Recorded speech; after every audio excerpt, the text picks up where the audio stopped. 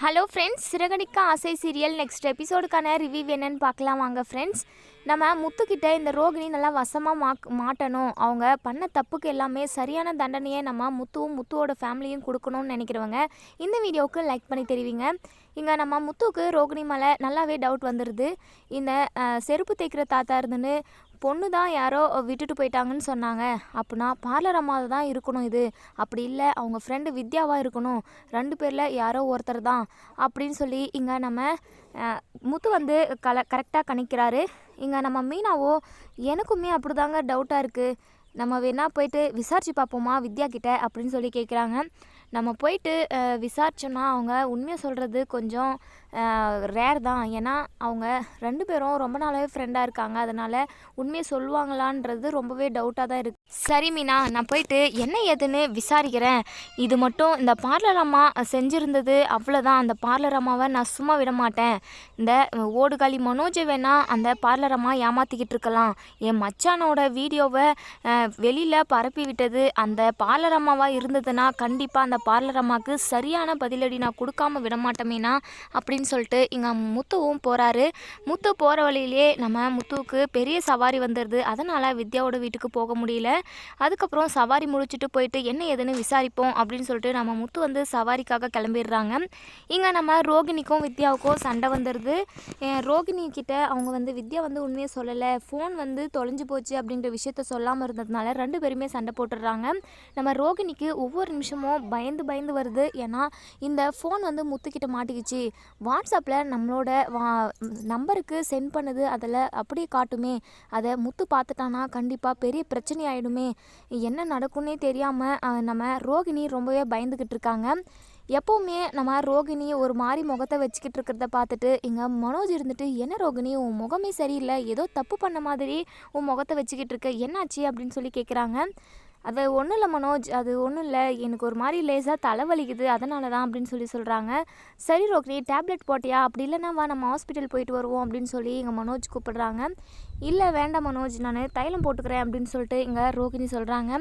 என்ன பண்ணுறதுன்னு தெரியாமல் பயங்கர டென்ஷனில் இருக்காங்க. வித்யா கூடமே சண்டை போட்டாங்க, என்ன பண்ணுறதுன்னு தெரியாமல் முழிச்சிக்கிட்டு இருக்காங்க. இன்னொரு சைடு நம்ம அண்ணாமலை இருந்துட்டு நம்ம ரோகிணியை கூப்பிட்டு, ஏம்மா உன் அப்பா இறந்து 2-3 நாள் தான் ஆகுது, நம்ம போயிட்டு அதுக்கான சடங்கு எல்லாத்தையுமே பண்ணிட்டு வந்துடுவோம், ஆற்று ஓரமாக போயிட்டு அதுக்கான காரியம் அது இதுன்னு பண்ணிட்டு வந்துடுவோம், வாமா ரோகிணி அப்படின்னு சொல்லி கூப்பிடுறாங்க. எங்கள் முத்துவுமே ஆமாப்பா நீங்கள் சொல்கிறது கரெக்டு தான், இது பண்ண வேண்டியதெல்லாம் பண்ணியே தான் ஆகணும் அப்படின்னு சொல்லி சொல்கிறாங்க. இங்கே நம்ம விஜயாவுமே ஆமாம் அந்த சடங்கெல்லாம் கரெக்டாக பண்ணினா அவங்க ஆத்மா வந்து போயிட்டு கடவுள்கிட்ட சேர்ந்துடும், அப்போ தான் ரோகிணிக்கு கிடைக்க வேண்டிய சொத்து எல்லாத்தையுமே அவங்க அப்பா ரோகிணிக்கு கிடைக்க வைப்பார், கேஸ் சீக்கிரமாகவே முடிஞ்சு 300 கோடி சொத்துமே மனோஜுக்கும் ரோகிணிக்கும் வந்து சேரணும் அப்படின்னு சொல்லிட்டு இங்கே நம்ம விஜயா சொல்கிறாங்க. நம்ம முத்துவோ ஐயோ இந்த அம்மா எப்போவுமே பணம்னு சொல்லி அலைஞ்சிக்கிட்டு இருக்கு, ஆனால் இந்த பார்லர் அம்மா ஒன்றுமே இல்லாத டப்பான்னு சொல்லிட்டு இந்த அம்மாவுக்கு எப்போ தான் புரிய வருமோன்னு தெரியல, அதுதான் நான் நினைக்கிறேன், இந்த பார்லர் அம்மா சும்மா டுபாக்குருன்னு நான் நினைக்கிறேன் அப்படின்னு சொல்லிட்டு இங்கே நம்ம முத்து வந்து மனசுக்குள்ளே நினைக்கிறாங்க. விஜயா இருந்துட்டு என்னம்மா ரோகிணி அதுக்கான ஏற்பாடெல்லாம் பண்ணு, நம்ம ஆத்தோரமாக போயிட்டு அப்பாவுக்கு சடங்கு காரியமெல்லாம் பண்ணிட்டு வந்துடுவோம் அப்படின்னு சொல்லி சொல்கிறாங்க. ஸ்ருதி எப்பவும் போல் இன்ஸ்டாகிராமில் ஸ்டோரி போடுற மாதிரி நம்ம ரோகிணியோட அப்பா இறந்துட்டாங்க அப்படின்னு சொல்லிட்டு இன்ஸ்டாகிராம்லேயும் யூடியூப்லேயும் போட்டு விடுறாங்க. நம்ம ரோகிணியோட அப்பாவுக்கு தெரிஞ்ச சில பேர் மெசேஜ் பண்ணுறாங்க, இங்கே இவர் ரொம்ப நல்ல மனுஷன், ரொம்ப ஏழையான குடும்பம், ரொம்ப கஷ்டம் தான், சாப்பாடு கூட வழி இல்லாமல் ரொம்பவே கஷ்டப்பட்டவங்க தான் இவங்க, ரொம்ப நல்லவர், இவர் இறந்து கூட 2-3 வருஷத்துக்கு மேலே ஆகுது, இப்போ எதுக்காக நீங்கள் ஃபோட்டோ இறந்துட்டாங்கன்னு சொல்லி போட்டிருக்கீங்க, இவர் கோரப்பாளையன்னா இவர் எனக்கு ரொம்ப நல்லாவே தெரியும் அப்படின்னு சொல்லியெல்லாம் இங்கே கமெண்ட் பண்ணியிருக்காங்க. இதெல்லாம் பார்த்த நம்ம ஸ்ருதி பயங்கர ஷாக் ஆகுறாங்க. இங்கே உடனே நம்ம முத்துக்கிட்டையும் மீனாக்கிட்டையும் இதை வந்து படித்து காட்டுறாங்க. இதை கேட்டதுமே நம்ம முத்துவுக்கு பயங்கர ஷாக்காக இருக்குது. ஓ இவர் 2-3 வருஷத்துக்கு முன்னாடி இறந்துட்டாரா, பார்லர் அம்மா 2-3 நாளைக்கு முன்னாடி தானே இறந்ததா சொன்னாங்க, இந்த பார்லர் அம்மா கிட்ட எவ்வளோ தான் மர்மம் இருக்கும், ஒவ்வொன்றா தோண்ட வந்துக்கிட்டே இருக்கே, இந்த பார்லர் அம்மா வேறு ஒன்று விஷயத்த நம்ம கண்டுபிடிக்கலான்னு பார்த்தா இப்போ ஒவ்வொன்றா புதுசாக வருதே, அப்போ இந்த பார்லர் அம்மா ஏதோ ஒரு பெரிய ஃப்ராட் வேலையை பார்த்துருக்கு. 2-3 வருஷத்துக்கு முன்னாடி இறந்தவங்கள இப்போ தான் இறந்தாங்க அப்படின்னு சொல்லி வச்சுருந்தது. இவ்வளோ நாளாக ஜெயிலில் இருந்தாங்க அப்படின்னு சொல்லி கேஸ் நடந்துக்கிட்டு இருக்குன்னு சொல்லி வச்சுட்டு இருந்துச்சு. என்னென்னவோ சொல்லி நம்ம குடும்பத்தை ஏமாற்றிக்கிட்டு இருக்கு. இந்த பார்லர் அம்மாவை விசாரிக்கிற வழியில் விசாரித்தாதான் எல்லா உண்மையுமே வெளிவரும் அப்படின்னு சொல்லிட்டு இங்கே நம்ம முத்து வந்து நினைக்கிறாங்க. அதுக்கப்புறம் நம்ம விஜயா கிட்டேயும் அண்ணாமலைக்கிட்டேயும் இந்த விஷயத்த சொல்கிறாங்க. அப்பா, இந்த பார்லர் அம்மா என்னெல்லாம் வேலை பார்த்து வச்சுருக்கு பாருப்பா. இவங்க அப்பா இறந்து 3 வருஷத்துக்கு மேலே ஆகுது. ஆனால் இப்போ 2 நாளைக்கு முன்னாடி தான் இறந்தாங்க அப்படின்னு சொல்லி இப்போ சொல்லுது. இதெல்லாம் உண்மையை என்னன்னே தெரியலப்பா. இந்த பார்லர் அம்மா பொய் மேலே போய் அடுக்கிக்கிட்டே போகுது. நீ கஷ்டப்பட்டு உழைச்சி ரத்த வேர்வை சிந்தி சம்பாரித்த பணத்தை ஜீவா கிட்டேருந்து வாங்கிட்டு அவங்களே வச்சுக்கினாங்க. ஒரு வார்த்தை நம்மக்கிட்ட சொல்லவே இல்லை. இப்படி பொய்க்கு மேலே பொய் அடுக்கிக்கிட்டே போகுது. இந்த பார்லர் அம்மா கிட்ட நிறைய மர்மம் இருக்குப்பா. இதை நீங்கள் தான் என்ன எதுன்னு கேட்டு விசாரிக்கணும். நாங்கள் கேட்டால் அது தப்பாக போயிடும்ப்பா அப்படின்னு சொல்லி இங்கே முத்து சொல்கிறாங்க. இங்கே நம்ம அண்ணாமலைக்கு பயங்கர ஷாக்காக தான் இருக்குது. இந்த ரோகிணி பிள்ளை எதுக்கு இப்படியெல்லாம் பொய் சொல்லிக்கிட்டு இருக்கோம். இங்கே ரோகிணி நம்ம பார்லர்லேருந்து வந்ததுமே அண்ணாமலை, ரோகிணி இங்கே வாமா, உன் அப்பா எப்போ இறந்தாரு அப்படின்னு சொல்லி கேட்குறாங்க. அங்கிள் இப்போ தான் அங்கிள் சொன்னேன், நான் 2-3 நாள் தான் ஆச்சு இறந்து அப்படின்னு சொல்லி சொல்கிறாங்க. என்னம்மா ஏன் பொய் சொல்கிற அப்படின்னு சொல்லி கேட்குறாங்க. இல்லை அங்கிள், நான் உண்மையை தான் சொல்கிறேன். இப்போ தான் 2-3 நாளைக்கு முன்னாடி தான் என் அப்பா இறந்தார். என் மாமா கூட வந்து சொல்லிட்டு போனாரே அப்படின்னு சொல்லி சொல்கிறாங்க. நீ பொய் சொல்கிறம்மா. உன்னை பற்றின டீட்டெயில் எல்லாமே இப்போ தான் எங்களுக்கு கொஞ்சம் கொஞ்சமாக தெரிய வருது. இன்ஸ்டாகிராமில் யூடியூப்லன்னு ஸ்ருதி ஃபோட்டோவை ஸ்டோரி போட்டிருக்கா. அதனால் அவங்களுக்கு உங்கள் அப்பாவுக்கு ஃப்ரெண்டு எல்லாருமே மெசேஜ் பண்ணியிருக்காங்க. இவர் இறந்து 3 வருஷத்துக்கு மேலே ஆகுதாமே. என்னம்மா என்ன பேசிக்கிட்டு இருக்க நீ? என்னென்னவோ போய் சொல்லிக்கிட்டு இருக்க. நீ சொல்கிறதையும் நாங்கள் நம்பிக்கிட்டு இருக்கோம். இது வரைக்குமே கல்யாணம் ஆகிட்டு இத்தனை நாள் ஆயிருக்கு. உங்கள் வீட்டிலேருந்து ஒருத்தரும் வரல. ஏதோ மலேசியா மாமான்னு ஒருத்தர் மட்டும் வந்து செய்தியை மட்டும் சொல்லிவிட்டு ஓடி போயிடுறாரு. இவ்வளோ நாளாக ஜெயிலில் இருக்காருந்தானு சொல்லி வச்சுருந்த. என்னம்மா நீ சொல்கிறதில்ல எங்களுக்கு எல்லாமே குழப்பமாகவே இருக்குது. என்ன தான் நினச்சிக்கிட்டு இருக்கோம் மனசில் அப்படின்னு சொல்லி அண்ணாமலை பயங்கரமாக ரோகிணியை திட்டிக்கிட்டு இருக்காங்க.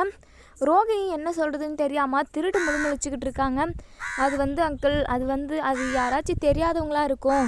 ஒரு உலகத்தில் ஒரே மாதிரி 7 பேர் இருக்காங்க அங்கிள். அதே மாதிரி என் அப்பாவும் இருந்திருப்பார். அதனால் நான் தெரியாதவங்க கூட சொல்லியிருக்கலாம், என் அப்பா மலேசியாவில் இருக்கார், கோரப்பாளையம்லாம் எங்கள் ஊரே கிடையாது அங்கிள் அப்படின்னு சொல்லி இங்கே ஒரு வழியாக ரோகிணி வந்து சமாளிச்சிடுறாங்க. எங்கள் முத்துவுக்கு டவுட்டாகவே இருக்குது. இந்த பார்லர் அம்மா எதையோ ஒரு பொய் சொல்லி எல்லா விஷயத்துலையுமே தப்பிச்சுக்கிட்டே இருக்குது. இதை சும்மா விடக்கூடாது, தகுந்த ஆதாரத்தோடு இதை பிடிக்கணும், இதை சும்மா விடக்கூடாது அப்படின்னு சொல்லிட்டு நம்ம முத்து நினைக்கிறாங்க. இங்கே நம்ம மீனா இருந்துட்டு முத்துவை தனியாக கூட்டிகிட்டு போயிட்டு, என்னங்க இதெல்லாம்? ரோகிணி கேட்டால் அது ஒரு கதை சொல்லுது. ஸ்ருதி யூடியூப்பில் இப்படியெல்லாம் கமெண்ட் பண்ணியிருக்காங்க அப்படின்னு சொல்லி சொல்கிறாங்க. எதை தான் நம்புறது நம்ம அப்படின்னு சொல்லி கேட்குறாங்க. நம்ம பார்லர் அம்மா கிட்ட ஏதோ ஒரு மர்மம் ஒளிஞ்சிக்கிட்டு இருக்கு மீனா, அதை நம்ம கண்டுபிடிச்சே ஆகணும்.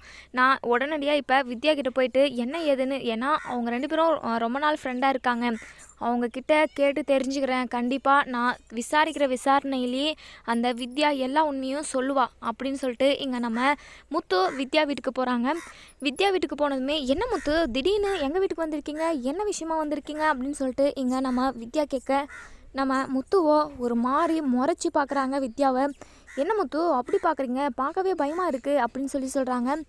சரி, இந்த ஃபோனு யாருதுன்னு தெரியுமா அப்படின்னு சொல்லி கேட்குறாங்க. இந்த ஃபோனு யாருதுன்னு தெரியலைங்களே அப்படின்னு சொல்லி சொல்கிறாங்க. தெரியலன்னு சொல்லாதீங்க, இது என்னுடைய ஃபோனு தான். நீங்கள் தான் செருப்பு பிஞ்சிருச்சுன்னு சொல்லிட்டு செருப்பு தைக்கிற இடத்துலையே இந்த ஃபோனை மிஸ் பண்ணிட்டு போயிருக்கீங்க. எனக்கு எல்லா உண்மையுமே தெரிஞ்சு போச்சு. இந்த ஃபோனு உங்களுக்கு எப்படி வந்தது அப்படின்னு சொல்லி இங்கே நம்ம முத்து வந்து கேட்குறாங்க.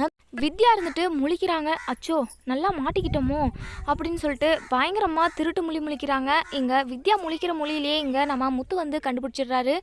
இங்கே பாரு வித்யா, உண்மையெல்லாம் மறைக்கணும்னு நினைக்காத. உன் ஃப்ரெண்டு என்னெல்லாம் ஃப்ராடு வேலை பண்ணியிருக்கான்னு என்கிட்ட ஒழுங்காக சொல்லிவிடு. சத்யாவோட வீடியோவை உன் ஃப்ரெண்டு தானே யூடியூப்லலாம் சோஷியல் மீடியாவில் பரப்பி விட்டது. ஒழுங்காக சொல்லு வித்யா. நீ பொய் சொன்னா கண்டிப்பாக அந்த கடவுள் கூட உன் கண்ணை குத்திடுவார் அப்படி இப்படின்னு சொல்லிட்டு நம்ம முத்து வந்து இங்கே வித்யாவை பயன்படுத்துகிறாங்க. இங்கே நம்ம வித்யா இருந்துட்டு ரோகிணியோட வாழ்க்கையை நம்ம எப்படியாவது காப்பாற்றணும். முத்து வந்து ரொம்ப நல்லவர், இவர்கிட்ட எடுத்து புரிய வச்சா கண்டிப்பாக புரிஞ்சுப்பார்.